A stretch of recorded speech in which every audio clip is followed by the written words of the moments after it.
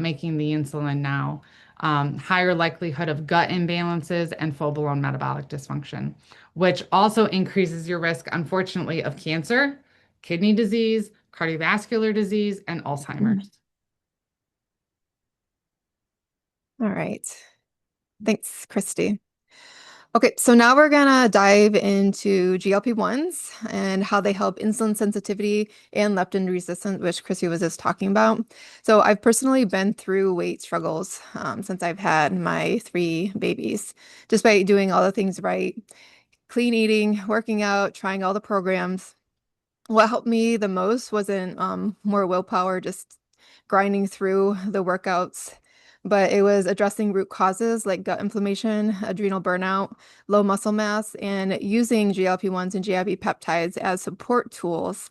These meds didn't fix me. They just supported me while I rebuilt my metabolism.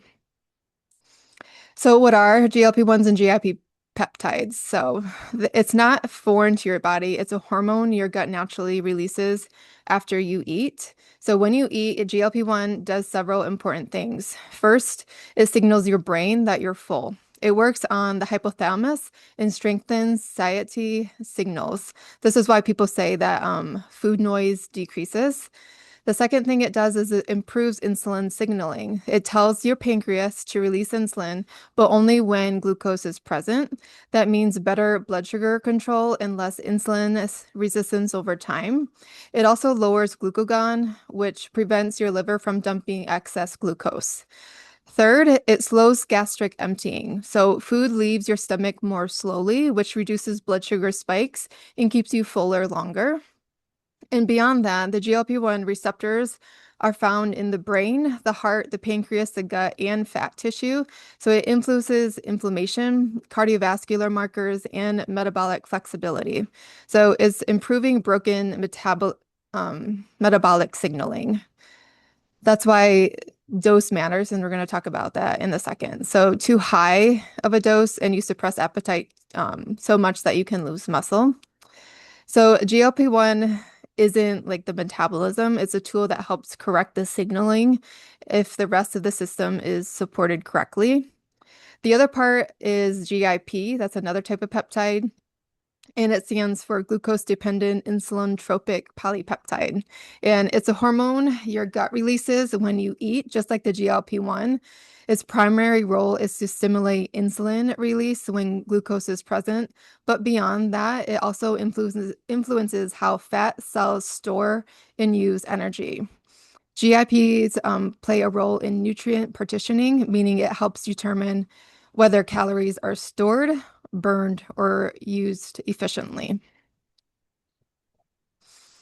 So Christy kind of already went into this, but I just want to go over the hunger hormones that we have. Leptin is your fullness hormone. It's made by fat cells and tells your brain you've had enough food. The problem in many adults, especially with insulin resistance, is leptin resistance.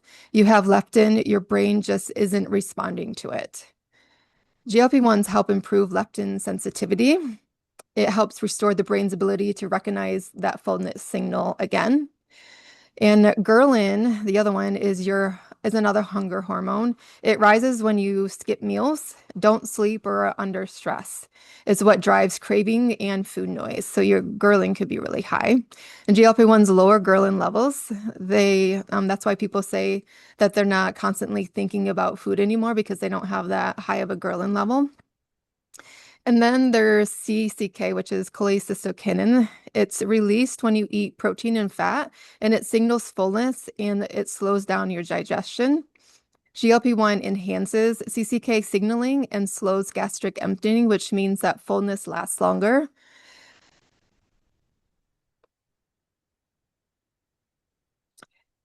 So the two different GIP or GLP peptides that you guys probably already know about is semaglutide and tirzepatide.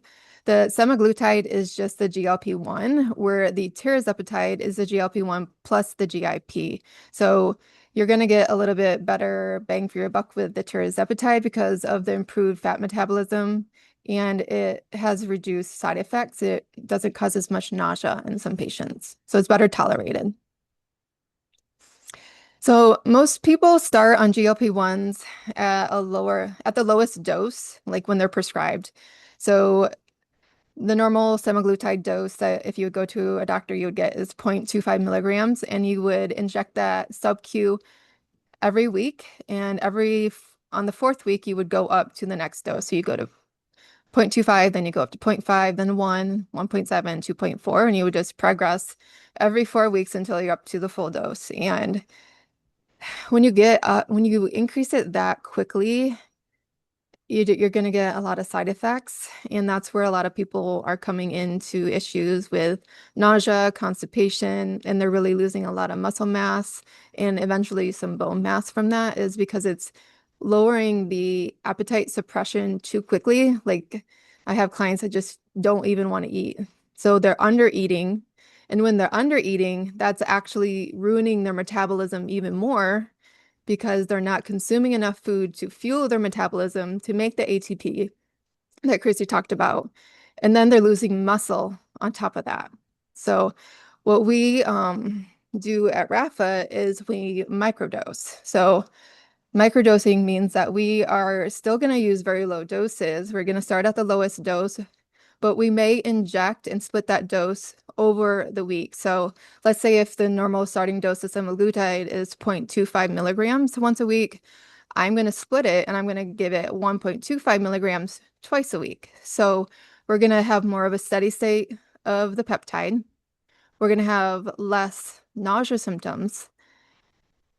And I don't go up quickly. I would have them stay here for 8 to 12 weeks. My good thing is if you're losing weight and you're not hungry, we are not increasing the dose because it's working. It's doing what it needs to do to help you lose weight while it's helping with the insulin sensitivity and the leptin resistance. Another way of doing microdosing is actually giving a low dose, but every 10 to 14 days. So some people, even at like the 0.25 milligram dose, may say, when I give myself the dose the next week, I'm still not very hungry. So I would say, well, let's wait out a couple more days before you would give it, and maybe give it in 10 to 14 days. And then when I have people that are on maintenance and are kind of not, they've reached their goals or they're happy where they are, but they don't want the food noise to come back, we'll do a maintenance phase where we are dosing every 21 to 28 days, because the half-life of the drug is actually 28 days. So once you inject, it's still going to last you a long time. So there's no need to go the dosing too close together or increasing it every 4 weeks like they recommend, because you're going to ruin your metabolism more doing that way. Okay, so the average time that people stay on a GLP-1 is actually 12 to 18 months. I recommend committing to at least 6 months if you do want to go on them for meaningful and lasting metabolic changes. Some will go into like a maintenance microdose every 14 to 28 days, and others, I have them take a drug holiday. We'll actually have breaks where we're going to come off of the drug and we're going to see how you do. How is your hunger cues? How are you doing with maintaining your weight? And then we'll just work on being off the drug maybe for the summer. And then we'll go back on starting at the low dose again, just so we don't get too used to the medications. The amount of weight that people will lose with semaglutide is about 12 to 15% of total body weight. So that's important. It's total body weight, not just fat mass, but it's total body weight.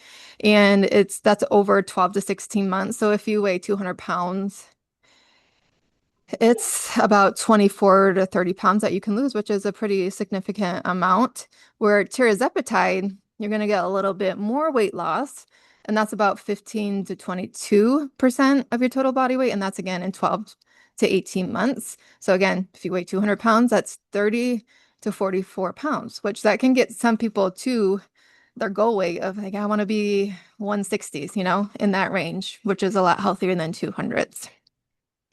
The average cost for like a semaglutide from microdosing can be about $200 to $358 a month. It depends which dose we're doing. The benefit of microdosing too is we're using lower amounts of the drug, so we can make it last longer and it's not as expensive. Tirzepatide, because it does have those two peptides in it, it's a combo one. It is a little bit more expensive, but again, you get more weight loss. So Tirzepatide can cost $350 to $500 a month, depending on what hormone you are on or what peptide you're on. So at Rafa, we use compound pharmacies to make these medications and they get sent straight to your house. So we don't usually use the drug companies like Ozempic, Wegovy, or Mounjaro because insurance doesn't pay for these medications very well for the weight loss industry. They're usually only covered if you have diabetes. And if you do truly have diabetes, your dosing is different than what we're talking about right now. What the dosing that we're talking about right now is just for metabolic health and cardiovascular inflammation, not necessarily diabetes, because you would definitely need a higher dose to get your A1C down. Okay. And again, microdosing technically isn't FDA approved right now. So you would be using it off label but literally we're just using the lowest dose. And honestly, in practice, I always like if blood pressure medicines were too high, we would cut the dose in half. Like, I guess that's not still FDA approved, but we would still do it. We're not going to make them bottom out if they're not tolerating the medication. So, are GLP-1 safe? Yes, they are safe, but when used correctly and at the right dose, they're not safe for people who have a thyroid cancer history, pancreatitis, whether that's acute or chronic, reflux symptoms if you're pregnant or breastfeeding. So reflux symptoms aren't necessarily a contraindication, but if you're already having GERD and taking Prilosec, and I'm going to give you a peptide that's going to make food sit in your stomach longer, you're not going to like me because you're going to feel awful. So I would work on some gut healing things first before we would put you on that. And a big one is these medications can make you constipated. So if I'm making you constipated and slowing down your GI tract, it's not gonna work very well. So you're gonna feel more miserable. So we do screenings and making sure you're a good fit for the medication. So I want to talk about the cardiovascular and anti-inflammatory benefits. So the GLP-1 and GIP medications don't just suppress appetite, they improve insulin signaling and reduce inflammation. We see improvements in blood pressure, triglycerides, endothelial function, and CRP levels, which is an inflammatory marker. So what's important is that many of these cardiovascular and anti-inflammatory benefits occur even at the low doses, often before dramatic weight loss even happens. That's why microdosing can still be metabolically powerful without pushing aggressively on the appetite suppression.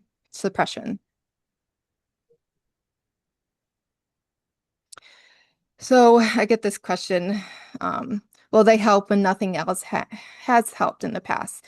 And I would say, yes, these can absolutely help, but they're not magic. If your body is stuck due to stress, hormone imbalance, or gut inflammation, these meds can give your biology a chance to reset while we work on the underlying root causes. Will I regain the weight back? You may regain weight after stopping, but not because you failed.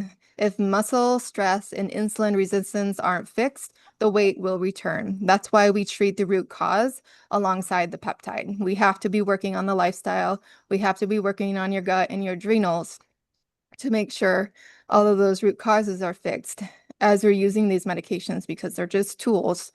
They're not going to fix it all. So how do we actually fix those things then? So if you want the results to last, you have to fix what's underneath. That means eating for blood sugar balance, rebuilding lost muscle, regulating your nervous system, and we can do adrenal and cortisol testing for that. You need to heal your gut. We would use like the 5R protocol. And if you haven't watched one of our other free trainings on that, we've done the gut brain access talk that goes deep into that. We can also do GI testing, and elimination diet is another great tool that you can do to help heal your gut. And then the balanced macros. So Christy talked about that at the very beginning, is the fat, carbs, and proteins. You really do want to make sure those are balanced and figuring out what your spread is and how to eat, because if you're eating just sugar all day long, these medications are not going to work forever. So in functional medicine, we don't chase symptoms, we treat systems. The GLPs are a tool that creates space so your body can focus on healing. So think of them like a crutch when you sprain an ankle. They help you move forward while your biology repairs. We still have to do the real work with physical therapy and walking to get the ankle to repair. That's the same thing with the GLP medications. You still have to do the underlying work of learning, like if you've been eating the standard American diet, and that's why you have the metabolic disease in the first place, we have to help you understand how to eat clean, and the correct macro spread. So what do you track when you are on these peptides? And this is important. Besides your weight on the scale, that's not the only thing we're going to be watching. We track your fasting insulin, your blood sugar levels, your leptin levels. And yes, you can have your leptin level checked.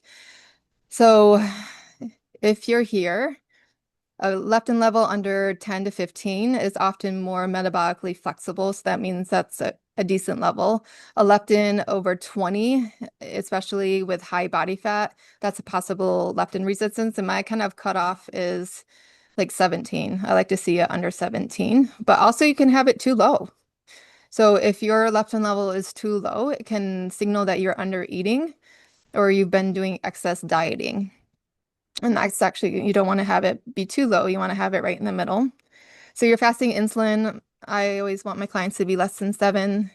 Fasting glucose, 70 to 90s is a good area. Again, once you start to creep up in the high 90s, even though it's normal, you're still getting into more of the metabolic disease. For A1C, I like my clients to be 5.4, a little bit below. I still feel like once you get to be 5.5, 5.6, it's a little bit too close for me in the pre-diabetic range. And I don't like that. I want them to be a little bit lower than that. And then the HS-CRP, which is the inflammatory marker, you definitely want less than 1. So some ways besides the blood work that you can get done, and you can get this done through insurance. I have this covered all the time to get it done through insurance with your provider. So definitely get those checked to see what yours are. When you're on these medications, you also want to be tracking your muscle mass, your visceral fat, and your bone density. So the ways you can do that is if you have a DEXA scan, that gives you a lot of great information. That's actually the best one to do, is actually like you're getting your bones checked, but it's checking all the other things. So DEXA scan is really good. I personally use a Hume scale, so it will be able to do all the things from my home. Or if you are a member of a gym, they usually have like an in-body scan or a STICU, which will measure your muscle mass, your visceral fat, and your bone density. And the reason why we want to monitor these is, like I said, the appetite suppression from these medications are strong. And when you're not eating, your body is going to start to lose fat and muscle. So your skeletal muscle mass, this is optimal for women, actually, not men. This is women's results. So depending on your age, so if you're in your 40s, you should have 75 to 85 pounds of muscle. And those scales can actually check that. For visceral fat, this is fat that's just around the abdomen that can excrete hormones like estrogen, and it causes a lot of disease. You want that to be less than 10% of your body fat. That's your goal. And fat mass for women, I'm going to shoot for this for the healthy average. 25 to 31% we should have is fat mass, and we're going to have more than men because we need 10 to 13% as essential fat to make our hormones and survive. For men, they can do with less, and 18 to 24%. And those are the numbers that you really want to be tracking, not just the number on the scale, because when you lose weight, you can also be losing that muscle mass and not just fat mass. So GLP-1s can lower your appetite, they can calm inflammation, and they can help you finally see movement on the scale, which is great. But they do not heal your gut. They do not fix cortisol dysfunction. They do not rebuild lost muscle, and they do not retrain your metabolism completely. If you don't learn how to do those things, you'll always be depending on something outside of you. If you really want the lasting change, here's what to happen instead. You have to heal your gut. It might look like doing an elimination diet, looking for food sensitivities, detoxing molds, metals, or parasites if they're present, rebuilding your microbiome with the right nutrients and probiotics. You'll have to calm your adrenals. If your cortisol is high or flatlined, your body does not feel safe losing the weight, and that's a big thing. That means testing. So here at the bottom is a cortisol test that you can do. It's literally you spit in a tube and send it off, and we can see what your cortisol is throughout the day. And your cortisol is responding to your nervous system. So it gives us a lot of insight of your nervous system regulation, and how much you're pushing, because we use your cortisol if it's too high or too low. You would want to adjust your workouts as well if your goal is weight loss in the end. And you have to learn how to train smarter. There's great tools. Me and Christy both wear the Oura rings that we can track our heart rate variability, and it gives us insight of how to push and when to recover. Are we going to do a harder workout this day, or am I going to go take a nap this day instead? It gives us great insight because, again, these are nervous system signals. So all of those are reasons why I actually created the 35 weight loss blueprint, because most women don't just need a medication, they need a blueprint. They need a program to help them understand how to implement all of these things. And these are actually all the things that I've done to lose 55 pounds so far, with addressing the root cause of it's taken me 3 years, but I've done it slowly. So 1 pound a month is really kind of my goal for weight loss, is slow, very slow weight loss, because it's more sustainable. But inside my program, we test and we don't guess. We look at cortisol patterns, fasting insulin, inflammation markers. We address gut dysfunction with elimination diet protocols and proper detox support. We rebuild muscles intentionally with progressive overload programming, which means we're lifting heavier. We personalize macros and protein goals so you're fueling your metabolism and not starving it. And we use HRV to guide workouts so you're not overtraining and wrecking your nervous system along the way. And when it makes sense, we layer in the peptide support, but it's not as a shortcut, not as a band-aid, which I feel like a lot of women who do peptides, they kind of like get that kind of shame from it, like, oh, you're on peptides. That's the easy way out to do it. But we use it as a tool for a bigger strategy. So this is a root cause weight loss program, and it helps repair your metabolism. So the results will stick. So in the program is a 6-month program, and you get a bunch of different educational modules sent out throughout the 6 months. You get 12 weeks of meal plans and recipes. The adrenal testing is included. You get 3 private one-on-one appointments with me. You get 3 months of supplements that are included. And we do twice a month group coaching calls with the other women that are there to ask questions. But I also will check on you once a week. I'll review your weight, and I'll review your food journal. So I'm looking at actually what you're eating, making sure that your macros are spread appropriately. And if not, we can tweak them sooner than later so you can actually continue to see the goals. So if you're ready for real structure and real support, here's what the process looks like. First, you complete a short application. This helps me understand your history, your goals, and what you've already tried. Next, we would schedule the free root cause assessment call. On that call, we review your symptoms and identify what's actually driving your weight resistance, whether that's cortisol, insulin, gut issues, low muscle mass, or hormonal shifts. Then we outline what your personal plan would look like inside the 35 weight loss blueprint. And we'll discuss whether you're a good fit, what the investment is, and what the timeline looks like. And I'm going to drop the link where you can learn more about that. Maybe, maybe not. Why can I highlight? Okay, I'll do that in a second. Okay, and Chris is going to talk about our other packages. So I have referred many patients to Amy's weight loss program. She spent a lot of work and a lot of time in creating that, and it's very successful. We both, in addition, have, because we're functional medicine nurse practitioners, we both have the ability to work with patients of all different kinds of modalities and with all different kinds of disease diagnoses or health struggles. We're both background in family medicine, so family medicine is very comprehensive. So we both also work with patients one-on-one with packages. We like to start out with either a 3 or a 6-month package when we're working with an individual. We call these intensive packages, where again, we do that very detailed health history, we do that symptoms checklist, and we're seeing you that first visit. We're giving a very comprehensive overview. We're creating a map for you where we're putting those puzzle pieces together behind the scenes, even before we meet. Um, Ordering those functional medicine testing or this advanced blood work that we, get through the insurance companies.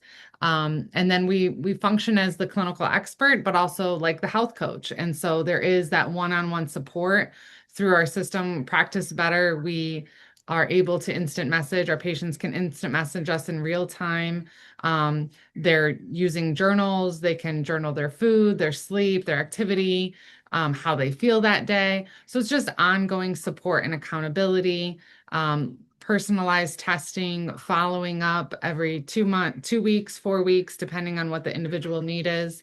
And we can support people with all different kinds of concerns. Definitely gut dysmotility is our specialty. Anybody with digestive issues, irritable bowel syndrome, inflammatory bowel syndrome, anything going on in the gut. Oh, oh, okay, I see. Yeah, Yeah, this so it goes over all the ones that we treat. yeah, yeah. So hormone replacement therapy, menopause, perimenopause, bad PMS, fertility support, both for men and women with hormonal imbalances, certainly thyroid and autoimmune support. We both have experience with autoimmune disease of all different kinds. We have a subspecialty where we've done training with children that have brain inflammation, specifically PANS and PANDAS. If you don't know what that is, you have to look that up. But um, anything with brain inflammation, including autism and ADHD, we work with children a lot, and their parents. I mentioned the gut health, definitely environmental, chronic illness, mold toxicity, Lyme disease, cardiovascular, osteoporosis. And sometimes people just consult with us because they want to live the longest that they can live and feel the best that they can feel throughout their lifespan, which is a great goal. And we certainly can help with that as well. And then brain and mood. I kind of consider brain inflammation also to include mood disorders like anxiety and depression, bipolar, fatigue, fibromyalgia. I've a lot of experience with fibromyalgia as I've had it myself. And then cognitive issues. And interestingly, the GIP2 has been studied for Alzheimer's disease as well. So there's some neat things going on with these medications being studied for other kinds of diagnoses and situations. Right, because right, they're saying dementia is type 3 diabetes. Yep. And after somebody graduates from our initial program, then we have yearly programs where we can work with individuals. Sometimes I have a once a year one, twice a year, every 3 months we meet, just depending on the need again. And we're able to manage medications that way. So ongoing prescription management, monitoring the blood work, making those dose adjustments. Some common things would be like thyroid medications. We obviously do things differently than in traditional medicine, where you're kind of just getting that standard of care and everybody's fitting into that box and everybody's getting the same medications, but they're not really feeling well. Certainly, hormone replacement therapy. We use a lot of bioidentical hormones through compounding pharmacies. We'll monitor blood pressure medications. We always use the safest, lowest effective doses, looking at the potential side effects for those things, and then metabolic medications and peptides. Yeah, so I actually prescribe the peptides the most in the practice. And besides the GLP and GIP ones that we talked about today, there are actually some other peptides out there that people are using for longevity, for feeling better and improving their health. So, like if you've heard of GCG or ipamorelin, tesamorelin, PC-157, MOTS, those are all the other types of peptides that are out there that help with shrinking visceral fat, with improving muscle mass quicker. So those are also some nice tools that you can use. And if you are looking for that specifically, then I have specific appointments just for that, where we can dive right into looking into those, as well as healing the other root cause things as well. Yeah, NAD is another one, and that's a hot Yes. topic for a lot of Yeah. people. And I NAD do too. NAD as well. So that's a good one. Yeah, so if you're interested in working with us, this is the first way to do it. Besides the 35 weight loss blueprint where you would apply, the other one is if you're interested in working in any other way, you would schedule a free root cause assessment, and we'll review your system, identify root cause drivers, and discuss your personal plan and determine which package would be their best for you based on your goals. So some people are like, I really just want to do this one test and that's it. Okay, then we can work on that. Others will need, depending on their conditions as well. Like if we have more autoimmune disease or more complex cases, you're going to need more time with us for healing. So that's what we discussed in the free root cause. So by booking the free root cause assessment, that's how you get in to work with us at Rafa Functional Wellness. We'll send you the link to sign up and get you started with your first appointment. Okay, so this is, you guys all made it, and there's still 11 people here. That's good. So this is the 7 steps to lose 10 pounds in 8 weeks. I'm dropping that link right now, and you guys can click on that. And I just want to go over one more thing. We have a couple of events going on. If you're in the Toledo, Ohio area, Chrissy is actually doing another talk at Fit Body Boot Camp on this Saturday at 10 o'clock, where she's talking about gut health, and actually is a free workout included with this. So that's a great event. April 26th, from 1 to 4, she's going to be a vendor at the Grand Rising Experience in Maumee, Ohio. And then also April 28th, I actually will be in town for this one as well.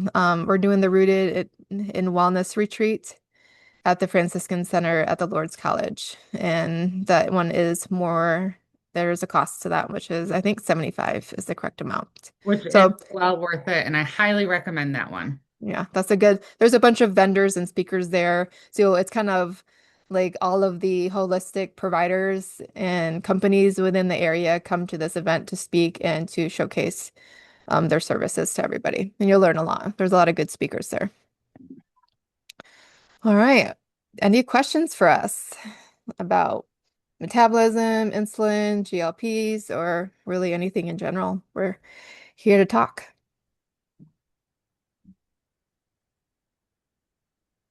I'm going to stop sharing my screen too.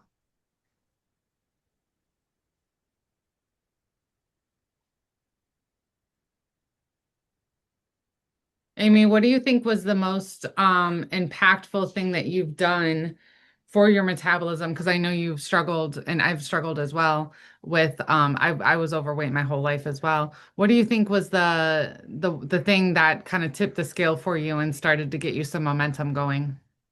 Do you think it was the peptides?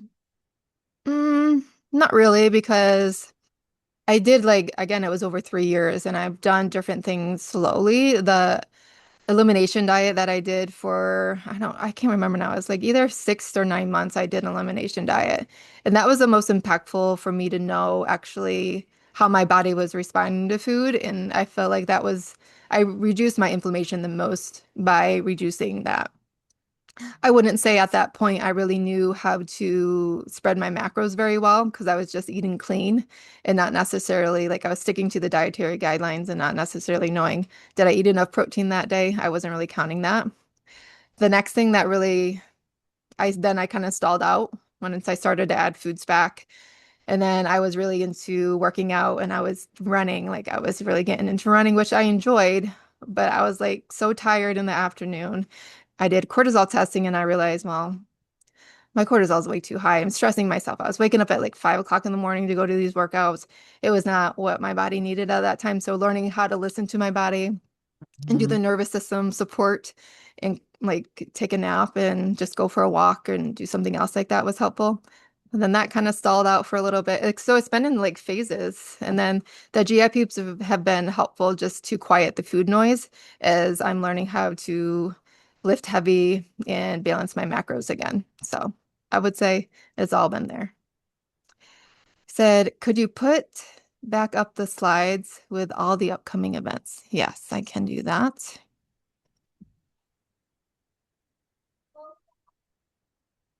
Yes, the GLPs and the GIPs absolutely helps with the sugar cravings. And sugar cravings can be multifactorial. It can be, as I mentioned, because of low blood sugars and just not having that good stable glycemic index through the day. And so always starting the day with high protein, and fat just to kind of keep blood sugars stable, always pairing your carbohydrates with a protein, never having just a plain carbohydrate snack or meal. Um, Sometimes sugar cravings can be because of overgrowth, especially candida overgrowth. Um, and lastly, sometimes it's because of neurotransmitter. We eat sugar and carbohydrates, because of dopamine. We need that dopamine hit sometimes in our brain. So, what we do is we're always trying to figure out why. Why are you experiencing the sugar cravings? What is the root cause? And then trying to address that. But just as a general statement, I definitely would say GLPs and GIPs do help with sugar cravings. Oh yeah, for sure. Yeah, because it's a weird thing. Like when you do take them, you just don't have like there could be a pizza or candy set in front of you and you're like, I'm just good. I don't need to eat that. I'm not even hungry. The ghrelin's not there saying eat that, eat that. The leptin signaling is getting relooped, which is nice. So Sherry asks, what is the reason it's contraindicated with a history? It's a specific type of thyroid cancer. It's like a medullary thyroid cancer. So there's just an increased risk of that thyroid cancer coming back if you've had it.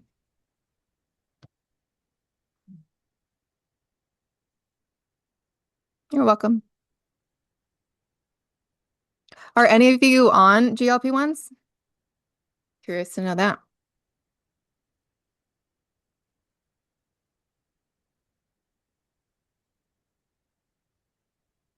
Amanda is a yes.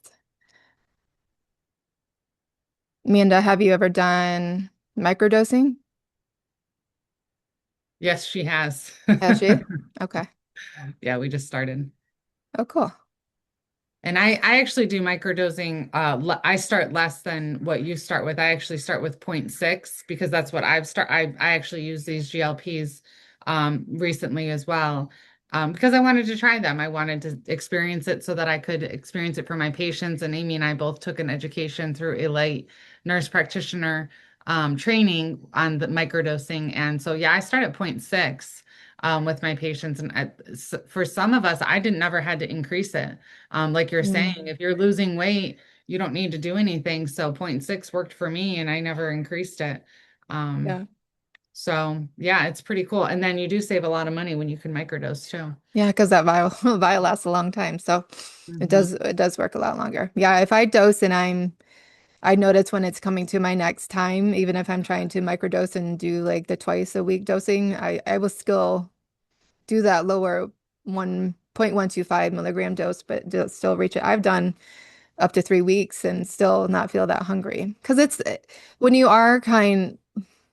get to a point where you've been on the medication too, where you do kind of want to feel hungry again. Like it does kind of get boring after a while. Like I'm never hungry and I want to, like you want to have that hunger in the morning of like, oh, I would like to eat. So I can get all the macros in because if you're on it at a too high of a dose, then you're not going to want to eat and then you're going to struggle to get in your macros. So it definitely is a balance that you want to take the food noise away, but not take your appetite away completely. Well, and I love what you said about you can actually destroy your metabolism more by Yeah. starving yourself. And I think that might be I'm sure that's what's happening with some of these influencers or, Well, these weight loss clinics where you can get the drug for cheap and you're just literally filling out a form and they're sending you the drug with no education behind it of how to change the lifestyle issues that you have that got you into being overweight in the first place and addressing the underlying causes. So that's why whenever someone works with me, we're reviewing all of those things that you have to do both of those. yes. And And we both, if you're not weightlifting from me, I won't prescribe the drug. I was I'm just going to say that. Yep. Yeah, Same. you have to be weightlifting. We have to be in agreement on that. Yep. Yeah. We have to look at the other lifestyle things too. So, Yeah. well, you're welcome, everybody. Thank you so much for joining us and reach out to us if you have any other questions or concerns. You're welcome. Have a good night, guys. See ya.